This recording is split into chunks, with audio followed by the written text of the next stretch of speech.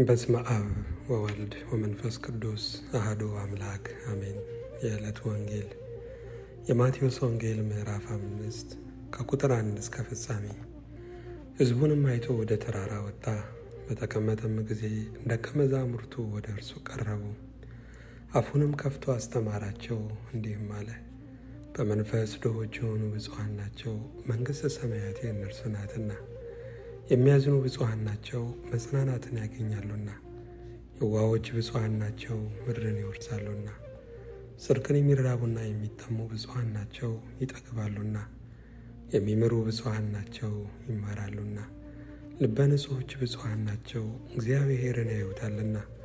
የሚያስተራርቁ ብፁዓን ናቸው፣ የእግዚአብሔር ልጆች ይባላሉና። ስለ ጽድቅ የሚሰደዱ ብፁዓን ናቸው፣ መንግሥተ ሰማያት የእነርሱ ናትና። ሲነቅፏችሁና ሲያሳድዷችሁ በእኔም ምክንያት ክፉን ሁሉ በውሸት ሲናገሩባችሁ ብፁዓን ናችሁ። ዋጋችሁ በሰማያት ታላቅ ነውና ደስ ይበላችሁ፣ ሐሴትም አድርጉ። ከእናንተ በፊት የነበሩትን ነቢያት እንዲሁ አሳደዋቸዋልና። እናንተ የምድር ጨው ናችሁ። ጨው አልጫ ቢሆን ግን በምን ይጣፍጣል? ወደ ውጭ ተጥሎ በሰው ከመረገጥ በቀር ወደፊት ለምንም አይጠቅምም። እናንተ የዓለም ብርሃን ናችሁ። በተራራ ላይ ያለች ከተማ ልትሰወር አይቻላትም። መብራትንም አብርተው ከዕንቅብ በታች አይደለም እንጂ በመቅረዙ ላይ ያኖሩታል፣ በቤትም ላሉትም ሁሉ ያበራል። መልካሙን ሥራችሁን አይተው በሰማያት ያለውን አባታችሁን እንዲያከብሩ ብርሃናችሁ እንዲሁ በሰው ፊት ይብራ። እኔ ሕግንና ነቢያትን ለመሻር የመጣሁ አይምሰላችሁ፣ ልፈጽም እንጂ ለመሻር አልመጣሁም።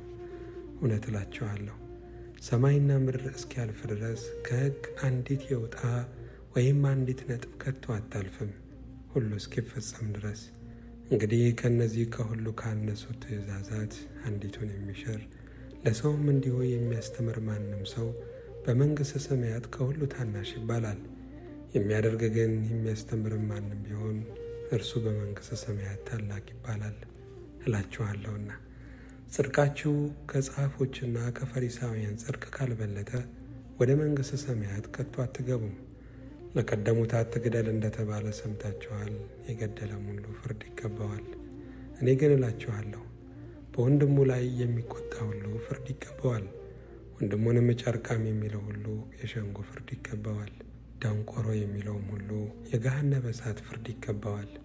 እንግዲህ መባህን በመሠዊያው ላይ ብታቀርብ፣ በዚያ ወንድምህ አንዳች በአንተ ላይ እንዳለው ብታስብ፣ በዚያ በመሠዊያው ፊት መባህንም ትተህ ሂድ።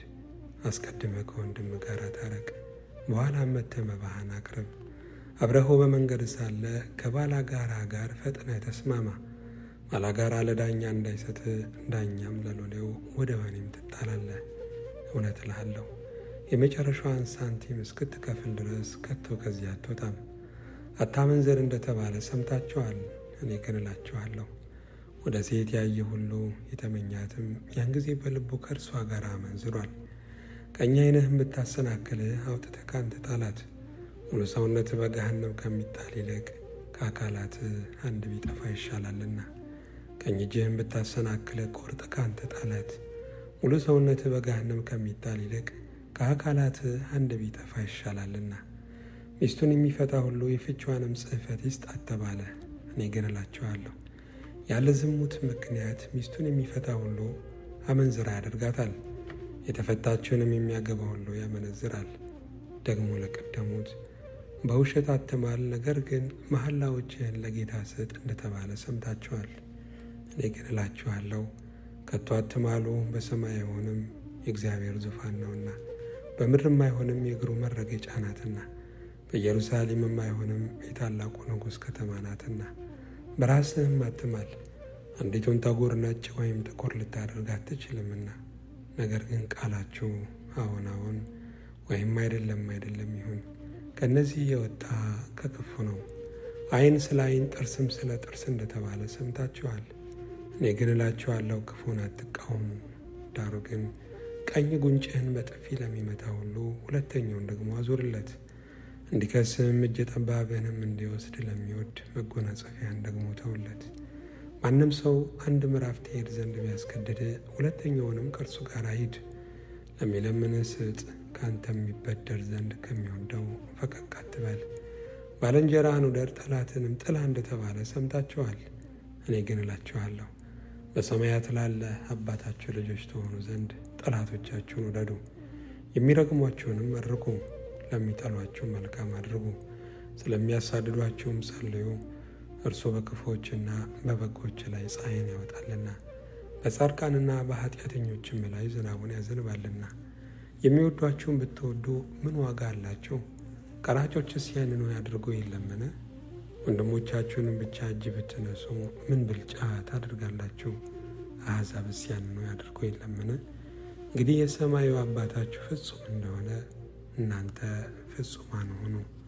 ምስጋና እግዚአብሔር ይሁን።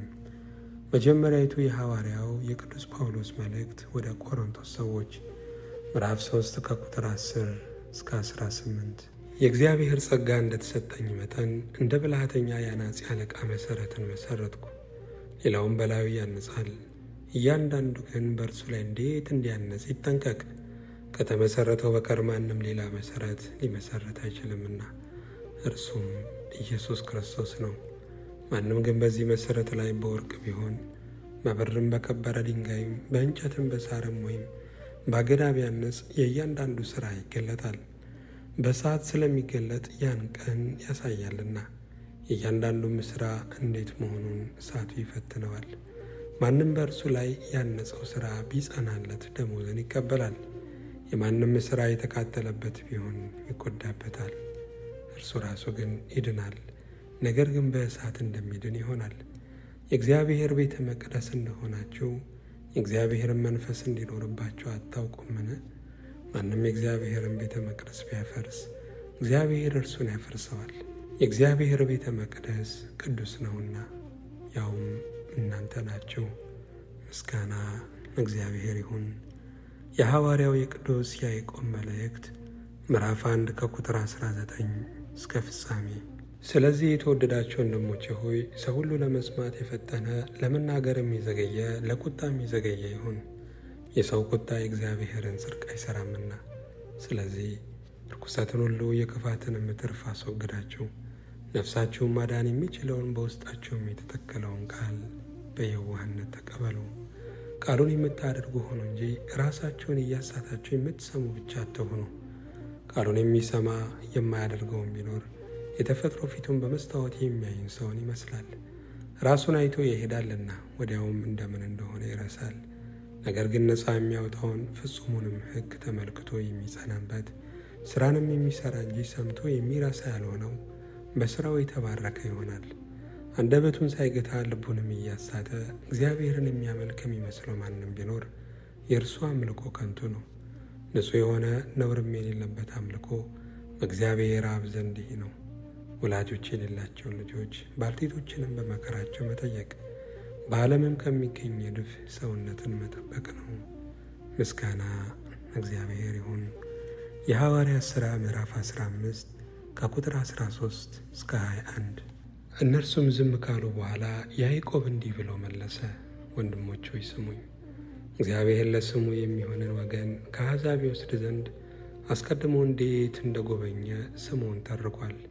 ከዚህም ጋር የነቢያት ቃል ይስማማል፣ እንዲህ ተብሎ እንደተጻፈ ከዚህ በኋላ የቀሩት ሰዎችና በስሜ የተጠሩት አሕዛብ ሁሉ ጌታን ይፈልጉ ዘንድ እመለሳለሁ።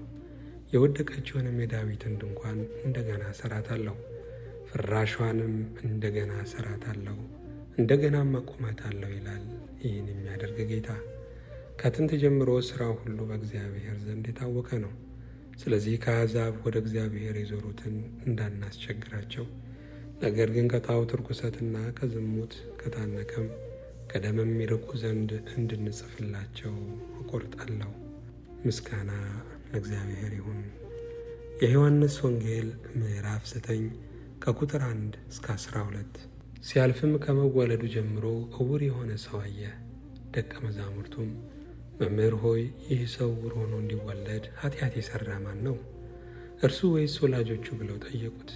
ኢየሱስም እንዲህ ብሎ መለሰ፣ የእግዚአብሔር ሥራ በእርሱ እንዲገለጥ ነው እንጂ እርሱ ወይም ወላጆቹ ኃጢአት አልሠሩም። ቀን ሳለ የላከኝን ሥራ ላደርግ ይገባኛል።